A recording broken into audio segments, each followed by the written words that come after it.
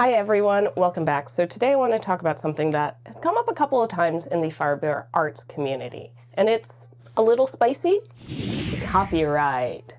More specifically, what copyright actually means when it comes to knitting and crochet, crafting patterns and designs. I've watched some of this drama unfold, and I think a lot of the outrage and sometimes the accusations are coming from just a misunderstanding of what the law actually says versus what we feel is the ethical thing to do. Those things aren't always the same thing, so let's dig in.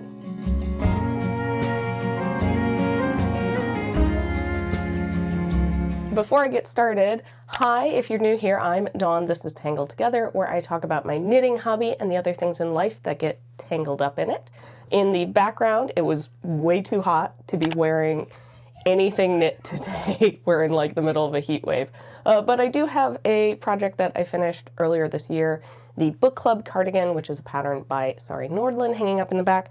And I am going to be working on, while I chat with you, my sweet shop blanket. This is a pattern by Laura Penrose, and I'm knitting this up in Knit Picks Comfy Fingering Weight Held Double. All right, let's dive into the copyright stuff. Section 1, what is copyright? Okay, before we can talk about what's fair and what's theft, we need to establish what copyright is. And I'm coming at this from a US copyright standpoint. Also, before I get into any of this, I want to acknowledge I'm not a lawyer. This isn't legal advice.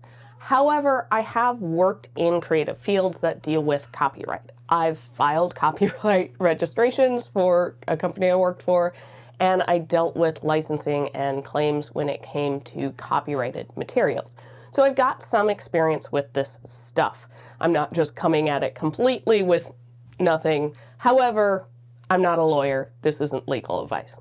Okay, so on to the definition. Copyright is a form of intellectual property law that protects original works of authorship. Things like written texts, photographs, art, charts, graphic design, video. The key thing to understand: copyright protects the specific expression of an idea, not the idea itself. All patterns, step-by-step instructions, charts, and accompanying photographs are copyrighted. But copyright law doesn't cover ideas or techniques. It really only protects the particular way an idea is expressed. And something that I think a lot of people don't necessarily know is that copyright protection can start automatically from the moment a work is created in a fixed form. No registration is required, although it's probably suggested, especially if you want to protect that work legally. That includes free patterns. Free patterns have the exact same copyright protections as a purchase pattern. Copyright has absolutely nothing to do with whether or not the pattern was paid for. Section 2, what copyright does not protect. Okay, here's where things get a little interesting, and I think where a lot of the community confusion lies.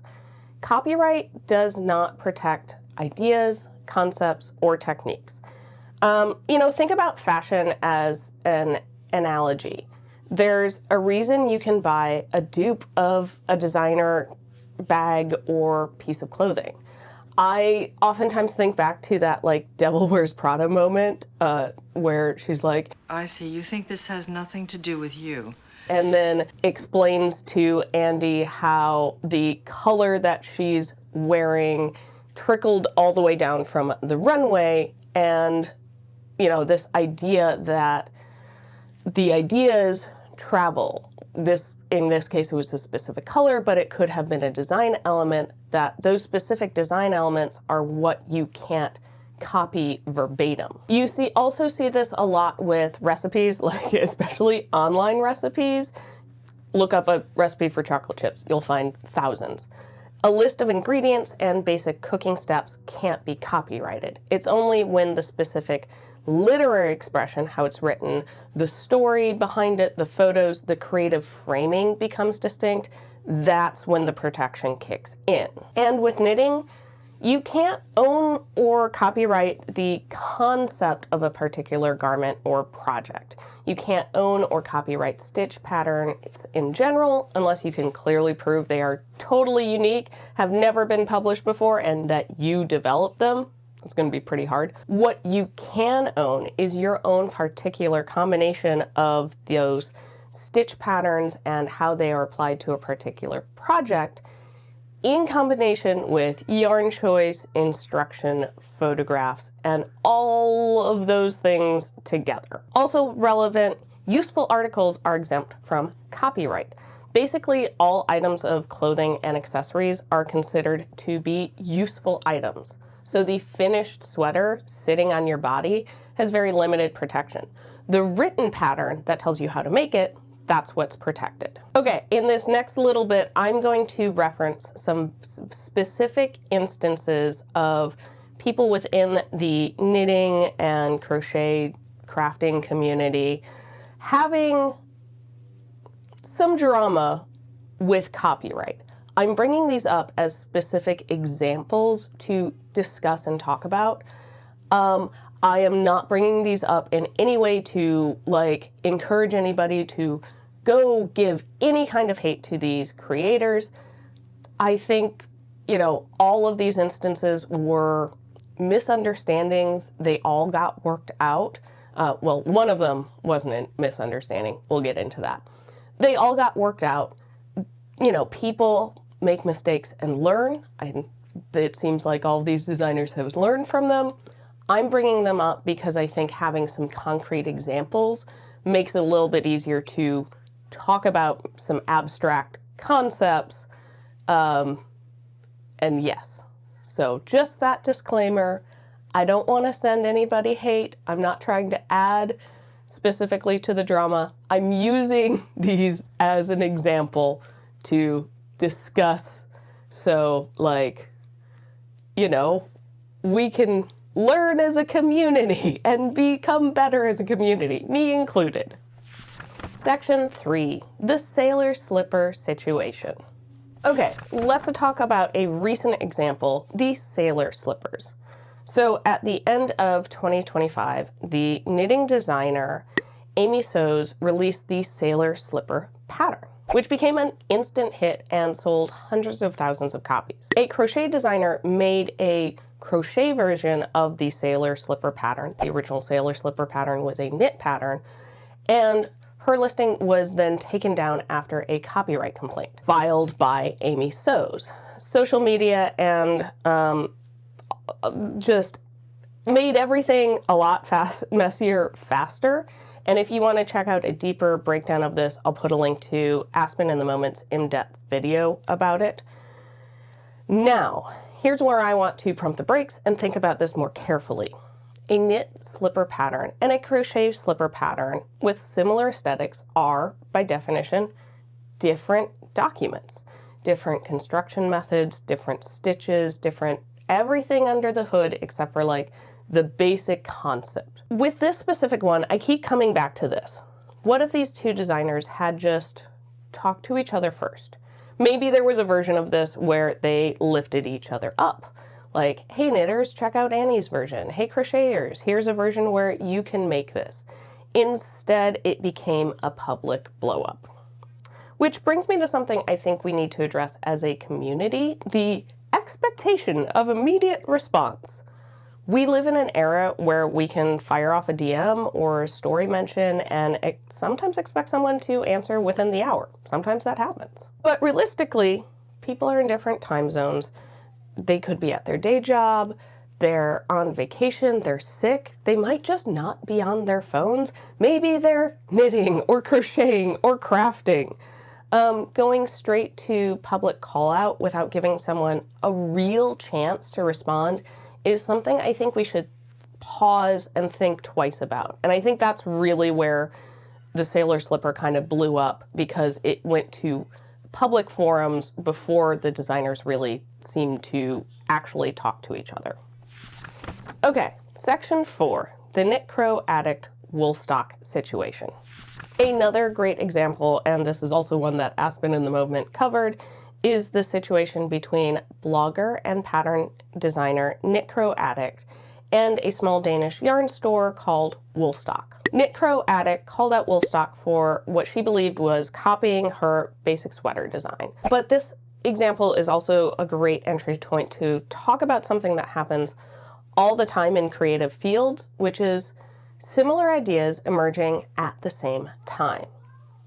You see this happening like constantly in film and TV. Think of all the times that like two movies with nearly identical premises came out in the same year. It's because there's a cultural moment that everyone is trying to tap into. Sometimes it is like one studio hears about it and decides to make their version of it, but sometimes it's an honest like, oh, we didn't know. And look, knitting, crafting is no different. When a certain silhouette or aesthetic is trending, designers are going to start coming up with similar ideas independently. It's not theft, it's just the zeitgeist. Think about this year with how many patterns you've seen that have that like pointe-tail lace element to it. I've even seen one designer who was like, I kind of want to make my own version, but there's so many already, like, would mine be adding anything of value?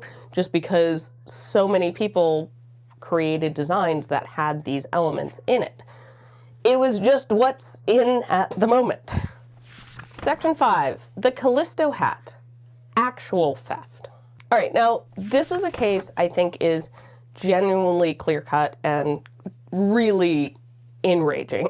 The Callisto hat by Tommy Knits was released as a free pattern for Calbourne Woolen's Year of DK hats. It's a completely free, beautifully designed pattern. And as a side note, I've made a number of previous years Calbourne Woolen's Year of hats, and they're really good patterns. Now, someone took that pattern, the free one, listed it on Etsy as a paid product, used the photo from the free design, but they changed the hat color and digitally altered the background. It was clearly like an AI background.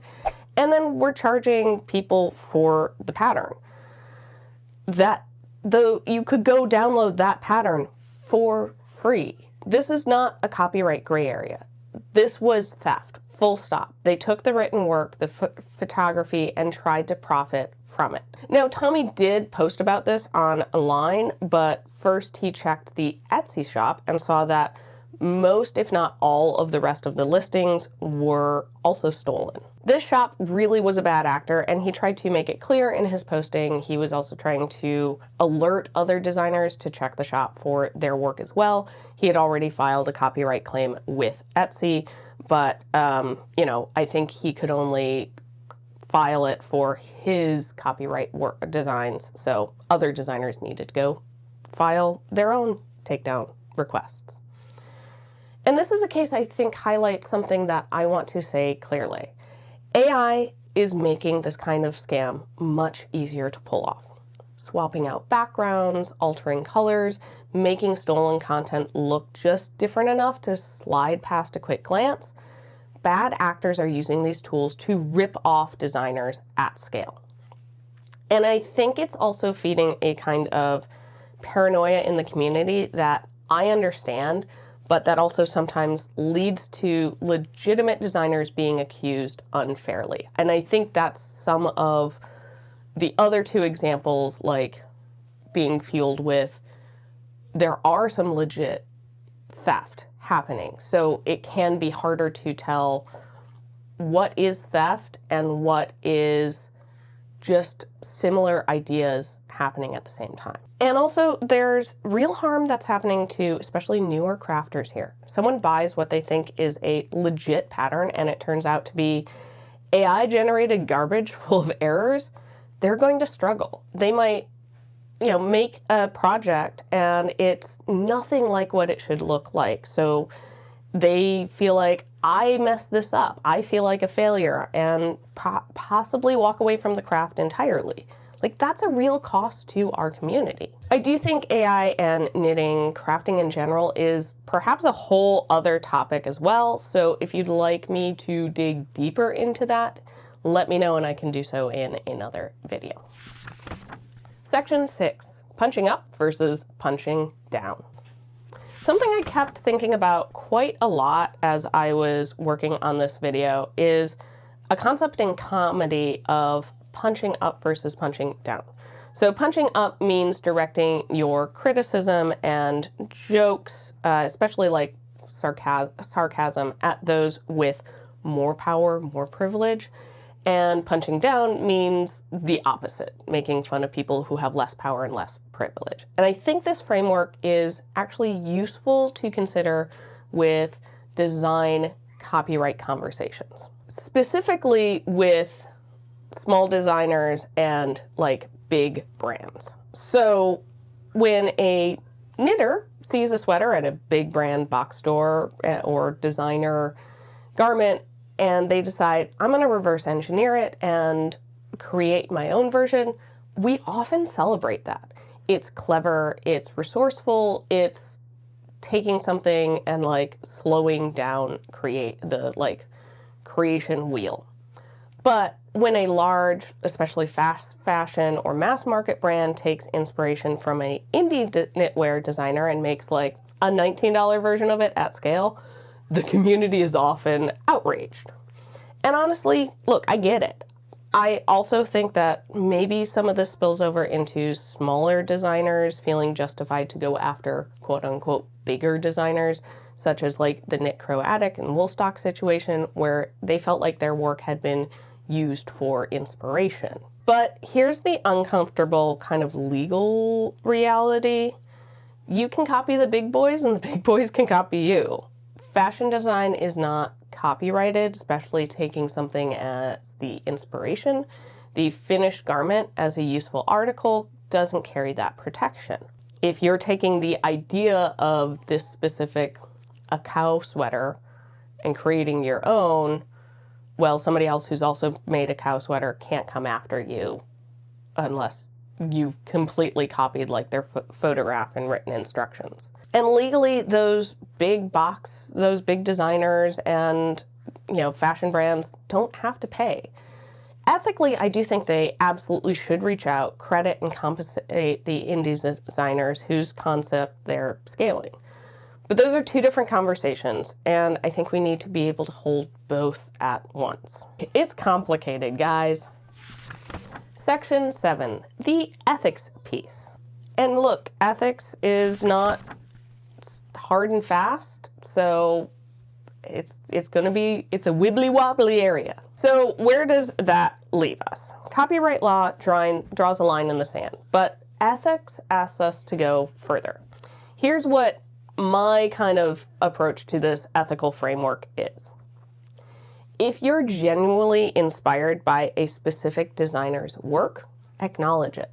Not because you legally have to, but just because it's right. Hey, I want to make the crochet version of this sweater. I loved it so much, but I don't knit, so I decided to figure out how to make a crochet version and then offer that to other people who want to make a crochet version. Before going to social media to call someone out, try reaching out privately first and give them a real chance. Not a DM at 11 p.m. expecting a response by morning. For me, I'd give them a couple of days or at least several hours after I've seen them be active on that platform. And also remember that sometimes these social sites can hide messages. So I would reach out through a couple of avenues, especially if they have like a website or something. Go to their website and see, is there an email address listed, or contact me. If you're just reaching out on Instagram, I've had messages that I was not aware were hidden for like over a year, because I went into the DMs and you had to go like 2 folders down. Facebook does this constantly and it drives me nuts. Or it might have just gotten lost in a flood of updates. So I would even like try reaching out a couple of times, even through the same platform. If you're a large brand, number one, hey, I'm surprised and very pleased that you're watching this video. I'm not really expecting any large brand folks to be hearing this, but if you're drawing from an indie knitwear designer, pay that designer, commission them, credit them. They're your R&D department and you're not paying them. I think you should. different craft methods, different yarn weights, different construction approaches, these matter. A crochet version of a concept is not automatically theft of a knit pattern. See my first point, though, about acknowledging the inspiration. And AI-generated patterns being sold as legitimate, that's not a gray area. Report them, call them out. That deserves the community's full response. Check and see, check the store listing, see if there are a bunch of other clearly stolen things first. I think that's a good kind of way of testing out. Now look, I think the knitting community is a very generous, warm, creative community, and I'm so glad that I'm part of it. But I also think that's exactly why this stuff hurts so much when it happens. Because we care, because it does feel personal. We are making objects, we're taking a lot more time, we're putting our effort into these things. And we also want to protect each other. It's a small community. But part of protecting each other is being precise about what's actually happening and making sure that our outrage is proportional and well aimed. So tell me in the comments. I want to know what you think. Have you ever been in a situation where you felt like your work was copied, or found yourself on the other side of being accused of stealing somebody's design? Let's have that conversation. Have you run across any AI patterns that have enraged you? Let me know. Thank you so much for watching. If you enjoyed the video, make sure you give it a like and subscribe. You can also head over to our Patreon if you want to directly support the channel. Thank you so much, patrons, for your support, and I will see you on the next one. Bye. I made a little bit of progress on this. A little tiny triangle. So there you go. Someplace I call